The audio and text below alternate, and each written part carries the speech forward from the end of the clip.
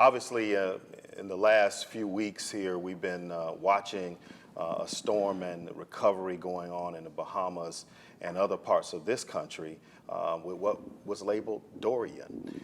And we've all read a lot about it, and we've all prayed a lot about it.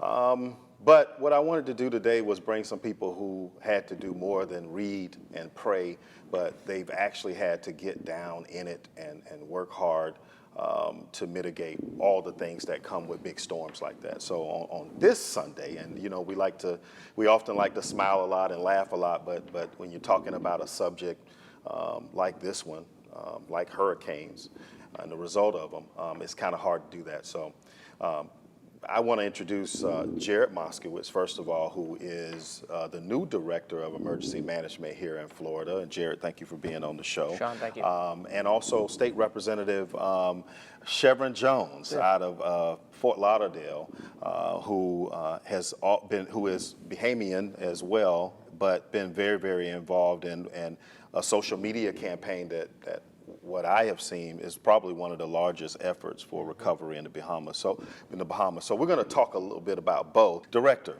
tell us a little bit about, first, in as few words, the elevator pitch of what DEM does and what you do as a director.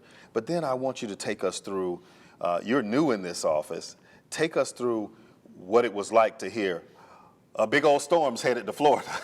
Yeah, baptism by fire. Right.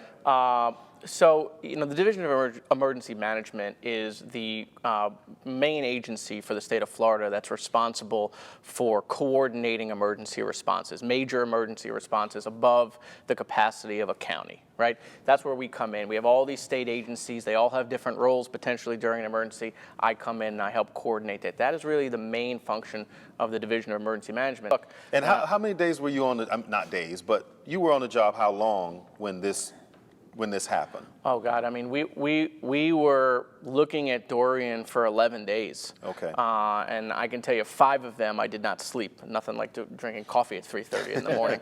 But I mean, you only have to look, right, to the Bahamas of what could have been. I mean, let's be clear, while our structures might be built, you know, slightly better, they're not rated for 185 mile an hour winds, 220 mile an hour gusts. Right. You know, we really were preparing for the worst case scenario. In my opinion, had that storm hit, right, had we gotten the impact that the Bahamas got, you were probably looking at a Hurricane Andrew and a Hurricane Katrina in one storm. You would have had the water from Hurricane Katrina and the wind from Hurricane Andrew, and you know, I think there'd be about 2.5 million people still without power in South Florida today. Well, and Representative Jones, I mean, you took an approach. Listen, there's 160 legislators, so it was not in your duty as a representative to take the mantle the way you did, but you absolutely did, and you were showing up everywhere. One of the things that was so touching about what you were doing is you have family members there. Yep. So you were actually putting on social media the tweets from family members. Yep. and talk to us a little bit about that. Yeah, well, first, I have to give kudos to the director because and how they handled the storm. And so we thank you for that. And you're right, our neighbors wasn't as lucky as we were. And these individuals were praying to God that this storm hurry up and move on. But as we know, that storm sat there for 2 days. And they took a beating. So the water that came in, the flooding that came in, it totally destroyed Grand Bahama, the Marsh Islands, and Abaco.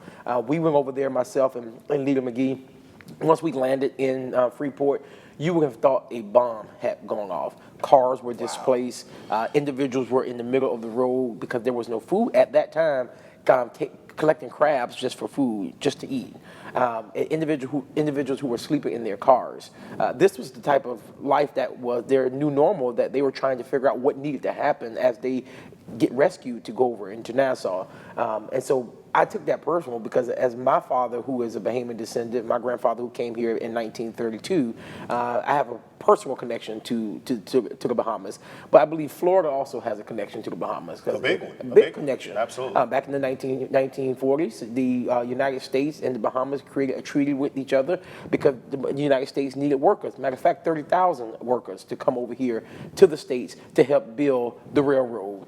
If you look at the railroad that Henry Flagler built, my grandfather was one of the individuals who helped build that, who was from the Bahamas. A lot of people think, not a lot, but there are individuals who think that the Bahamians want to stay here in the U.S. The Bahamians, after the storm, Bahamians do not want to stay here within the United States. Bahamians want to go back to their country because they love their country. But we do need a place for these people to come to lay their heads and place them with their families or with a sponsor who has said that they will accept them to come over here to the States until they can get back on their feet. And Director Moskowitz, I mean, Florida avoided what could, as you said minutes ago, could have been Katrina and Andrew put together, which we probably wouldn't be here if that were the case. What did you learn, even though we sort of avoided such a tragedy? Well, I mean, every storm, there's lessons learned, right? You do an after-action review, whether it hits or it doesn't hit. I mean, in this instance, right, I mean, the science was right, right? I mean, so trusting the science, but being prepared for potentially, a different plan is important. Right, and we did do that, and that is important, and that's something that I think we'll do in the future. Which is, listen, we shouldn't scale down preparation just because of a specific track, especially when it's that close. Logistics is really another area that, while we did an excellent job, in my opinion, for Dorian, we had a lot of time. Do you think? I mean, as we look at, especially being in Florida, as we look at these storms and the unpredictability of them and the destruction that follows, do you think it's going to drive the presidential candidates to start talking more seriously about global warming, climate change, and do you think we'll see that on both sides and not just the Democratic side? Let me tell you something. Chris Sprouse, the incoming speaker, I don't know if you've had the opportunity to listen to his speech. I did. So in his speech, he made it very clear that as conservatives, that we should not be the party that shy away from terms like climate change, like global warming, because these are realities that have facts behind it. Because don't get me wrong, they kept talking about how strong this storm was going to get, and the barometer for that was the fact that it was warm. The water was so warm, right? Yeah, it was. I mean, it is a conversation that we need to have, and I'm sure Jared can expound on it.